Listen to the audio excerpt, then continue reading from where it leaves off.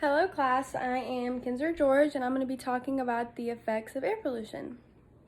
Today watching I have my mom Laura, my dad Tommy, my friend Will, my sister Marley, and my sister's friend Kaylee. Did you know that air pollution can cause health issues to those who are affected? The World History Organization estimates that 4.6 million people die each year from causes directly associated with air pollution. Many of these mortalities are attributed to indoor air pollution. Worldwide, more deaths each year are linked to air pollution than automobile accidents, and that is a source from Science Daily. And I know it sounds silly to think that air pollution is causing more people to pass away than automobile accidents, but it is a very factual statement, which is terrifying. I've conducted a great amount of information in order to show you just what air pollution is capable of. Air pollution can kind of be a confusing topic to discuss, but once you kind of understand how it all happens, it's pretty easy to understand what's going on. Air pollution is caused by gases that come from cars, factories, dust, and pollen. I would like to discuss the effects of air pollution and what it does to the human body, the environment, and animals. And I know it sounds silly to talk about what it does to animals, but I do feel like that is very overlooked, and it's something that needs to be talked about. Air pollution is not a new concept, and many people have to deal with the side effects daily. For example, China deals with a great amount of air pollution and smog that is harmful to almost every individual. 70% of Chinese households burn coal or biomass for cooking and eating, which contaminates indoor air. Adverse effects of combustion-related air pollution include reduced fetal and child growth, pulmonary disease, including asthma and developmental impairment, and increased risk of cancer. And that is a fact by Alexander Millman. And it's kind of scary to think that not only humans or not only adults are being hurt, but also children, which just sounds scary for the younger groups of people.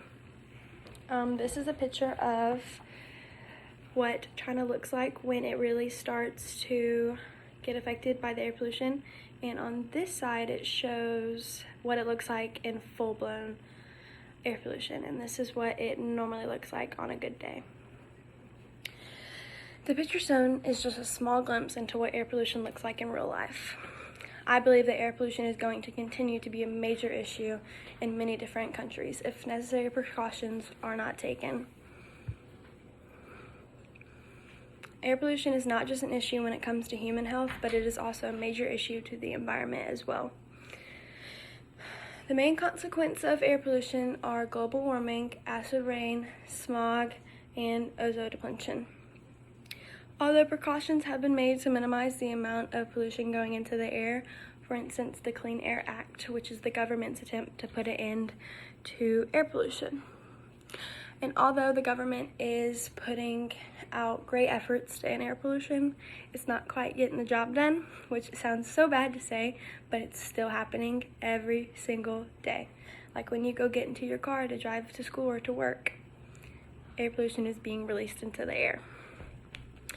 Although acid rain is not directly harmful to humans, it does have its effect on the environment.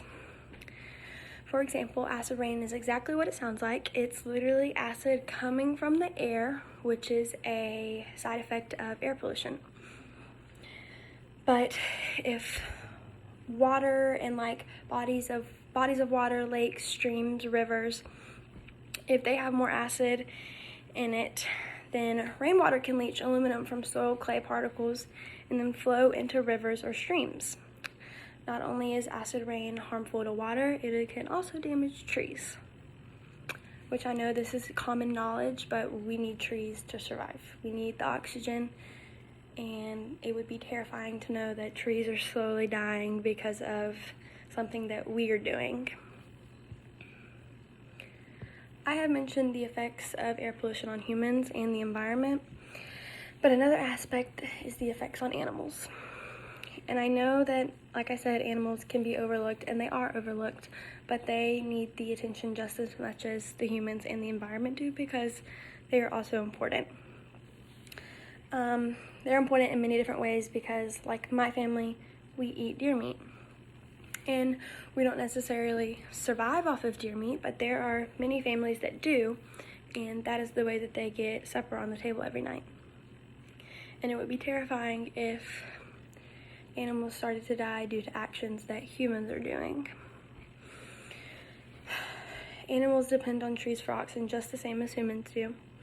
And if there's acid rain, then that can cause trees to be damaged and altogether can lower oxygen levels.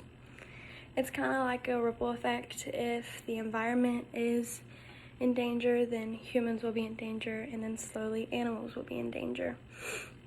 So it's kind of a major issue that needs to be more talked about. Animals depend on oxygen that come from the air, and when the air is contaminated, harmful gases and particles are inhaled. The pollution that animals inhale can accumulate in their tissues over time, causing damage to their organs. Animals do not have the equipment to keep themselves safe from air pollution like humans do, making them at a greater risk to become sick. What I mean by equipment is, I've seen a few pictures of some of the people in China, and they'll be walking around town and they'll have gas masks on, which is to keep them from inhaling the toxic fumes from smog or air pollution. And what I mean by animals not having that equipment is because you don't see animals walking around with gas masks on because they don't have access to those things. So that's making them at a greater risk to breathe in all of the fumes, which is terrifying, like I've said. Air pollution affects human health, the environment, and animals. And I know it goes deeper than what I've mentioned, but that's just kind of a glimpse into how bad it exactly is. Humans might see the exact effect that is happening to them because of air pollution, and the same goes for the environment, but over time the effects will become more noticeable. And I do believe that the effects are coming up to the surface as of today, because we're seeing major changes going on with the ozone and just pretty much everything. Everything is changing so fast. With that being said, here are a few ways to minimize air pollution. One way is to use a bike instead of driving your vehicle. I know that sounds really silly, but it really does make a huge difference. And I have a really close friend that she had a car that was used off electricity and not gasoline. And although it was a little more expensive, but one side effect is she doesn't have to pay for gas, and she's doing a huge favor to the environment. She's not releasing all of those fumes into the air, which is so bad for everyone pretty much. And another way is to reduce the use of wood stoves or fireplaces. And I know that also sounds really silly, but it is good because it helps the environment so that those other fumes are not going into the ozone as well. And another one is to avoid burning leaves. That is another way to help because it also is not releasing all of those fumes into the environment that are harmful to pretty much everyone. And that is all that I have to say for today, but I hope that what you got from this is that air pollution is not noticeable, but it is taking a toll on everyone and is creating a major issues in not just China, but many other nations and countries. And eventually it's going to come to the surface as to what exactly is happening. And there needs to be consequences that happen to stop air pollution, because if necessary precautions are not taken, then things will get ugly really quick. And I want to thank my audience for listening to my speech about air pollution.